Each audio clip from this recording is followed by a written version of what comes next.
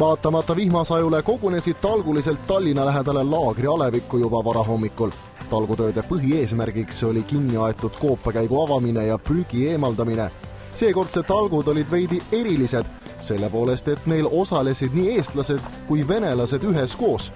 Siin on nahkhiirte käigu väljakaevamine, kus talvitavad nahkhiired. Siin juba aastate jooksul, 10-15 aasta jooksul on prügi toodud ja see koopaava on kinni aetud. Ja nüüd, kui need majad siia lähedusse ehitati, mida tegelikult ei oleks ilmselt olnud õige teha nahkhiirte kaitse mõttes, aeti ka siia pinnast peale ja nii, et see on kõik kinni maetud nii-öelda see käigu suue.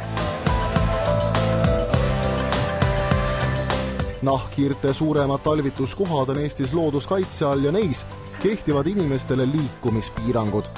Lisaks ei tohi nahkhiirte talvituskohti ka sulgeda ega muuta nende lähistel välja kujunenud maastikku. Tundub aga, et laagri nahkhiirte kaitsealal millegipärast need seaduse pügalad ei kehti.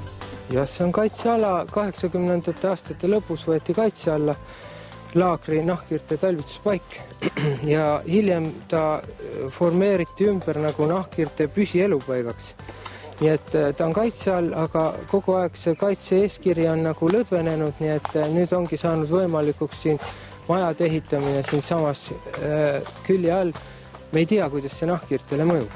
Kaitseala naabruses elavad inimesed räägivad, et nahkhiired, keda õudusfilmides seostatakse vampiiride ja muidu kurjade jõududega, neile tüli ei tee. Ei ole mitte ühtegi näinud, aga seda tean küll, et on looduskaitseala ja et olid siin teatud ehituspiirangud selle pärast, aga näinud ma tõesti ei ole.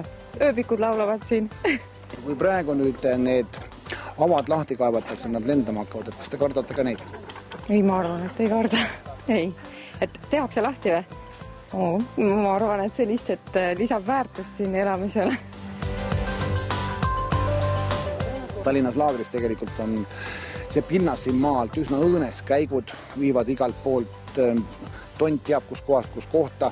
Vene tsaar siin samas selja taga alustas mingit ehituste rajamist. Seal oli Nõukogude sõjaväe komandopunkt, mis läheb suisa 20-30 meetrit maa alla. Tänapäeval enam nendele ehitistele rakendust ei ole, aga sellest on kasu saanud nahkhiired. Nahkhiirte tulevik on aga tume. Kunagise Nõukogude armee sõjaväe osa territooriumile planeeritakse vägevat kinnisvara arendust ja see teeb Eestimaa Looduse Fondi rahva väga murelikuks.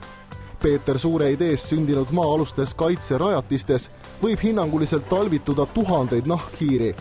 Spetsialistide sõnul on maa-alused labürindid koduks 6 erinevale nahkhiirte liigile.